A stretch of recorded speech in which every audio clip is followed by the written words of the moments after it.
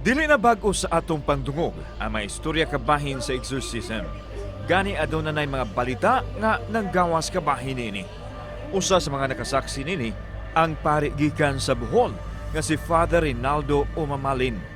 Nagsugod lang siya isip assistant kaniadto apan matud niya mas bugat ang panawagan sa Ginoo nga siya mamahimong official priest exorcist sa Daguhoy, Bohol.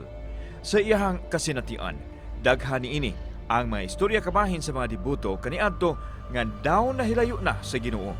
Maong karong buntaga ato siyang hinabion kabahin nini dinhi lang sa GMA Regional TV Live. Kinabuhi sa usa ka priest exorcist ang atong sayran karong buntaga makapuso. Sakop ni siya sa Diocese of Talibon sa Bohol, Father Reynaldo Umamalin. Mayong buntag, Padre, welcome sa GMA Regional TV Live.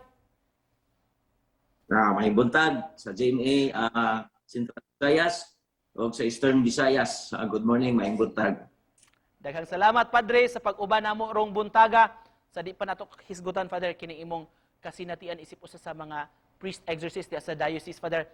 Can you please explain to us unsa maning exorcism, Padre? Actually, ang exorcism buhat man ni sa Ginoo, delegated by bishop. Then kami sub-delegate kung saan na to nga matubag ang panginahanglan sa mga tao labi na atong i-possess o gisaniban. So usa ko sa napili, gidiliga sa ato ang obispo sa Talibon. Ako ang associate exorcist. Unsay proseso ani, Padre, aron ikaw ang napilian sa obispo nga mahimong usa sa mga exorcist sa diocese?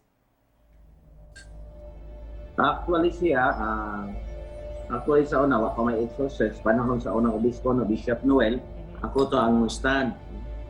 And then, invite ko ni Bishop na may mga kuan na kami ng mga seminars.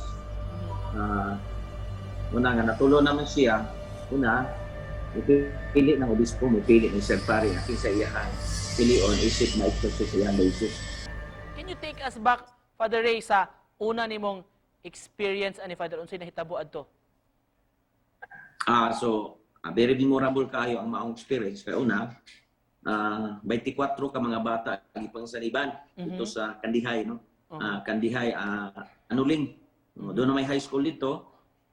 Then, diha may mga born again Christian, nag-service sila, ipangsunog nila ang mga rosaryuhan. Unya, sunog po nila kanang nobinahan. Dito nagsugod. Nga murag mga bata naglitigid, siga ang mga mata.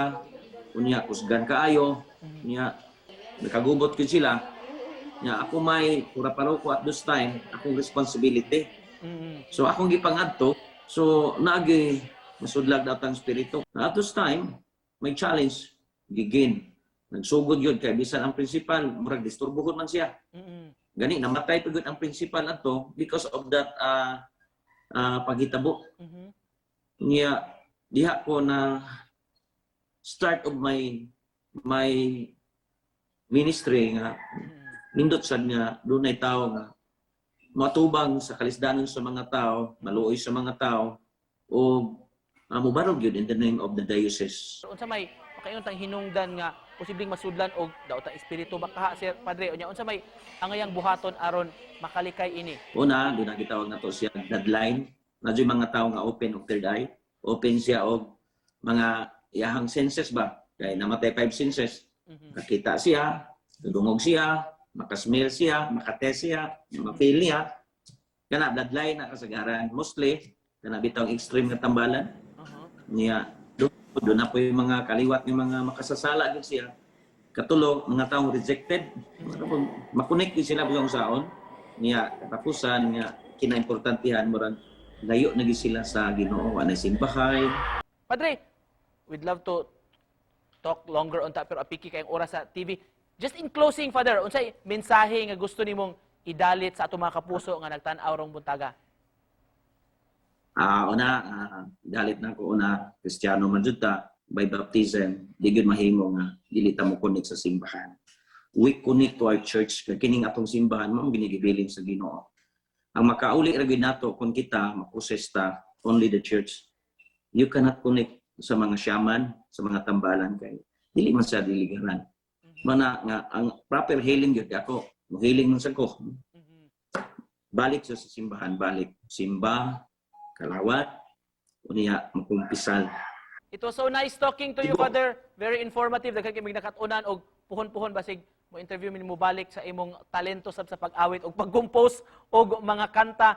Mga kapuso, nakauban nato rong buntaga kura paroko sa Dagohoy, Bohol og usa sa mga exorcist sa Diocese of Talibon, Father Reynaldo Umamalin. Salamat kayo, Padre. Salamat. Salamat.